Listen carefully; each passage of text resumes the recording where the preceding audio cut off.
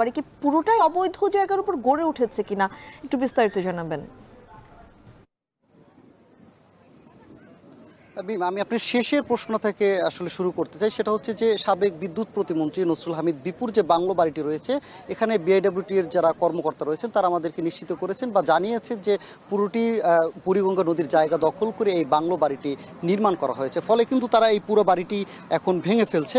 যদি বলি শুরু থেকে যদি বলি, এখন পর্যন্ত মাত্র 3টি স্থাপনা ভাঙা হয়েছে। এর মধ্যে একটি ডকইয়ার্ড ছিল, যেখানে নেমে এখানকার দক্ষিণ কেরানীগঞ্জে থানায় বেশ কিছু জায়গা, দলেশ্বর, হোসনাবাদ বা এখানে আরেকটি কাটাইল মৌজা একটা জায়গার নাম, সেখানেও কিন্তু তারা উচ্ছেদ অভিযান পরিচালনার কথা রয়েছে। বাট কিন্তু শুরু থেকে সকাল 9টা থেকে যে অভিযানের শুরু করার কথা ছিল সেটি কিন্তু 10টায় শুরু হয়। এবং প্রথমে দেখেছি যে আমরা ডকইয়ার্ডে যেসব স্থাপনাগুলো রয়েছিল সেগুলো ভেঙে ফেলে পরবর্তীতে একটি আবাসিক স্থাপনা ছিল যেটিও নদীর জায়গা ছিল, সেটিও ভেঙে ফেলা হয়েছে। এর পরবর্তীতে কিন্তু সাবেক বিদ্যুৎ প্রতিমন্ত্রী নসরুল হামিদ বিপুর বাংলো বাড়িটি ভাঙা শুরু হয় এবং যে বাড়িটি এখনও চলমান রয়েছে ভাঙা, অর্থাৎ তারা কিন্তু এখনও বাড়িটি ভাঙছে।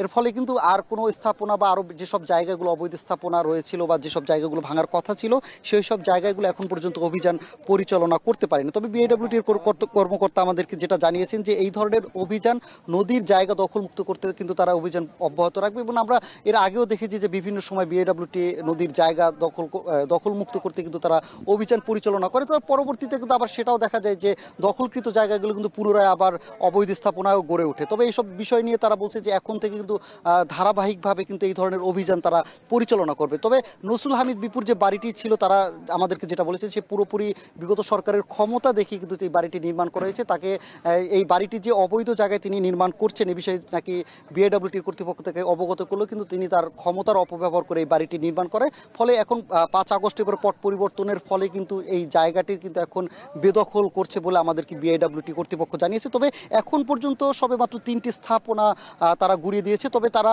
বলছে যে যতক্ষণ পর্যন্ত এইসব আশপাশের জায়গা, অর্থাৎ আশুলিয়া থেকে শুরু করে দক্ষিণ কেরানীগঞ্জ বা ঢাকা নদী বন্দর বুড়িগঙ্গা নদীর আশপাশে যেসব জায়গা বেদখল রয়েছে সেসব জায়গা কিন্তু তারা পর্যায়ক্রমে অভিযান পরিচালনা করে কিন্তু দখলমুক্ত করবে। তো এই ছিল বিআইডব্লিউটির অভিযান পরিচালনার সবশেষ খবর আমার কাছে।